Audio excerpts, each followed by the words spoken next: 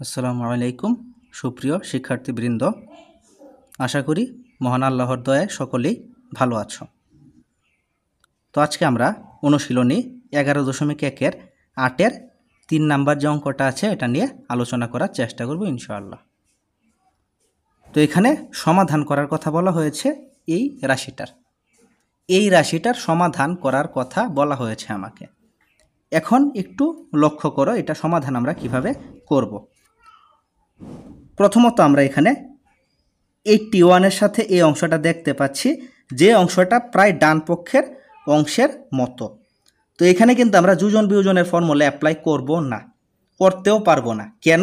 কারণ এখানে কিন্তু হোল কিউব আছে, তো মধ্যে আমরা হোল কিউব রেখে যোজন বিয়োজনের ফর্মুলা অ্যাপ্লাই করতে পারবো না। এটাকে হয় ভেঙে নিতে হবে, না হয় পক্ষান্তর করে নিতে হবে। যোজন বিয়োজন করতে গেলে মনে রাখতে হবে হোল পাওয়ার থাকতে পারবে না।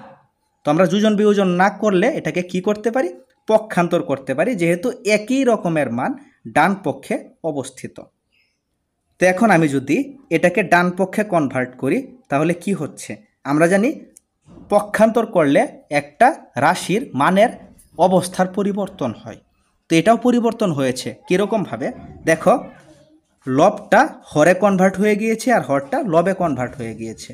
অর্থাৎ 1 - x উপরে ছিল, এটা নিচে চলে গিয়েছে, আর 1 + x এটা নিচে ছিল, এটা উপরে চলে গিয়েছে। তো এরকম রদবদল কেন হয়েছে? পক্ষান্তর করার কারণে। আমরা জানি পক্ষান্তর করলে যে কোনো রাশির মানের অবস্থার পরিবর্তন হয়। এখানেও কিন্তু তার ব্যতিক্রম হয়নি, প্রত্যেকেরই অবস্থার পরিবর্তন হয়েছে, নিজস্ব অবস্থা থেকে পরিবর্তিত হয়েছে। কীরকম পরিবর্তিত হয়েছে? আমরা যেটাকে লব হিসেবে জানতাম, ডান পক্ষে আসার পরে এটা কিন্তু হরে কনভার্ট হয়ে গিয়েছে। অপরদিকে যেটাকে আমরা হর আকারে জানতাম, এটা ডান পক্ষে আসার পর লবে কনভার্ট হয়ে গিয়েছে। এখন দেখো একটু লক্ষ্য করে, দুইটা মান কিন্তু একই। এখন দুইটা মানের উপরে একবার কিউব আর একবার 1। তো সূচকের নিয়ম অনুসারে আমরা জানি একই মান যতবার গুণ আকারে থাকবে ততবার এই মানটার উপরে পাওয়ার তত হবে। এখানে সেম দুইটা মান একই রকম হওয়ার কারণে এখন আমরা দুইটা মানে কিন্তু গুণ অপারেশন কমপ্লিট করতে পারি। তো গুণ করতে গেলে আমরা পাওয়ারগুলোকে যোগ করব। গুণের ক্ষেত্রে কিন্তু এখানে ভিত্তি আমরা যদি লক্ষ্য করি 1, গুণের ক্ষেত্রে সূচকের নিয়ম অনুসারে একই ভিত্তির সংখ্যা যদি একত্রে গুণ হয় তাহলে একটা ভিত্তির উপরে আমরা পাওয়ারগুলোকে যোগ করব। এখানে কিন্তু ভিত্তি একই রকম, তো একই রকম থাকার কারণে এই ক্ষেত্রে আমরা পাওয়ারগুলোকে যোগ করেছি। এখানে 3 আর এখানে 1, পাওয়ার হয়ে গেল 4। আর আমরা 81কে যদি মৌলিক সংখ্যা দ্বারা বিশ্লেষণ করি তাহলে হচ্ছে 3⁴। 81 থেকে মৌলিক সংখ্যা দিয়ে শেষ পর্যন্ত বিশ্লেষণ করলে 3 হয় 4টা গুণাকারে। তো 4টা 3 গুণাকারে থাকলে আমরা লিখতে পারি সূচকের নিয়ম অনুসারে 3⁴। তো এখন আমরা সরাসরি এই মানটাকে বাম পক্ষে এবং এই মানটাকে ডান পক্ষে সরিয়ে নিলাম। একই মান যদি হুবহু কোনো পরিবর্তন না করে সেম মান যদি আমরা এক পক্ষ থেকে আরেক পক্ষে সরাতে চাই তাহলে কিন্তু সরাতে হবে। এই ক্ষেত্রে দুইটা পক্ষের মানেই কিন্তু সরাতে হবে। যদি আমি এরকম করতাম যে শুধুমাত্র এইটা ডান পক্ষ থেকে বাম পক্ষে আনছি, 3⁴টা ওইদিকে নিচ্ছি না, তাহলে কিন্তু এটা পরিবর্তন করতে হতো। এখন পরিবর্তন করতে হয়নি, কারণ আমরা একসাথে বাম পক্ষ এবং ডান পক্ষ পরিবর্তন করে ফেলেছি।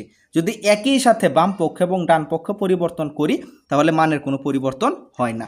অর্থাৎ আমরা ডান পক্ষের অংশটাকে বাম পক্ষে দিয়ে দিতে পারি এবং বাম পক্ষের অংশটাকে ডানে দিয়ে দিতে পারি। এখন একটু লক্ষ্য করো, দুইটার মধ্যেই কিন্তু জোর পাওয়ার অবস্থিত। আমরা কিন্তু জোরের পাওয়ারগুলোকে স্কিপ করে যাই, এটা স্কিপ করার কোনো বিষয় না। যদি কখনো আমরা পাওয়ারগুলোকে জোর আকারে পাই তাহলে কিন্তু যদি আমরা ওই পাওয়ারটাকে সরিয়ে দিই তাহলে এটার মান প্লাস মাইনাসে আসে, অর্থাৎ প্লাসও হতে পারে মাইনাসও হতে পারে। আমি আবারও কথাটা রিপিট করছি, যদি কখনো আমরা উভয় পক্ষ থেকে সেম পাওয়ার সরাতে চাই এবং সেম পাওয়ারটা যদি জোরের থাকে, আমরা জানি দুই পক্ষে সূচকের নিয়ম অনুসারে যা মিলবে তা কাটা। তো এখানে কিন্তু দুইটা অংশের মধ্যে পাওয়ার সিমিলার, তো দুইটা অংশের মধ্যে পাওয়ার সিমিলার থাকার কারণে পাওয়ার বাদ দিব। এখন পাওয়ার বাদ দেওয়ার ক্ষেত্রে যেহেতু পাওয়ারগুলা জোরের, তাই আমি মানগুলা কিন্তু প্লাস মাইনাস দিয়ে লিখেছি।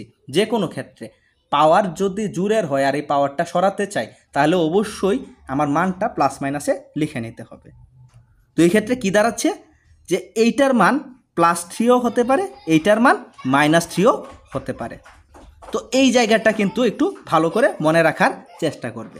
যদি কখনো জোর পাওয়ার থাকে তখন পাওয়ারটাকে সরানোর পর যেই মানটা থাকবে এই মানটা কিন্তু প্লাস মাইনাস যুক্ত থাকবে। তো আমরা প্লাস মাইনাস যুক্ত মান লিখলাম 3। এখন একটু লক্ষ্য করো, আমরা একবার এই মানটার সাথে প্লাসের মানটাকে করব আর একবার এই মানটার সাথে মাইনাসের মানটা করব। তো আমরা প্রথমবার 1 + x / 1 - x এটা সমান লিখেছি +3।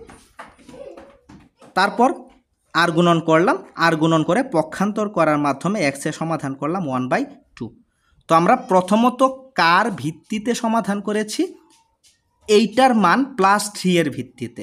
+3 এর ভিত্তিতে এটার মান সমাধান করে সমীকরণের নিয়ম অনুসারে সমাধান করে আমরা পেলাম 1/2। তো এই সমাধানটা যারা জানো না তারা অবশ্যই সমীকরণের ক্লাসটা দেখবে। আমি এই কথাগুলো অনেকবার বলেছি, এই কথাগুলো বললে ভিডিওটা বড় হয়ে যাবে, তাই আমি এই কথাগুলো এখন আপাতত স্কিপ করে নিলাম। তো আমরা এই মানটাকে +3 এর সাথে ধরে x এর মান বের করলাম 1/2। এখন আমরা কি করব? এখন এই মানটার সাথে আমরা মাইনাসের মানটাকে কম্পেয়ার করব। তো লক্ষ্য করো, এই মানটার সাথে যদি আমরা মাইনাসের মানটা লিখি, তারপর যথারীতি আর গুণন করে আমরা চলকগুলাকে এক পাশে রেখে বাকি মানগুলাকে অন্য পাশে, তারপর x এর মানের জন্য -2কে সরানোর জন্য আমরা গুণ থেকে ভাগে কনভার্ট করেছি, x এর মান বের হয়ে গেল 2। তো এই ক্ষেত্রে আমরা যখন +3 ধরে মানটা নির্ণয় করেছিলাম তখন বের হয়েছিল 1/2, আর যখন এই মানটা কি -3 এর সাথে বের করলাম তখন বের হলো 2। তো এইভাবে আমরা এই অঙ্কের সমাধানটা করতে পারি।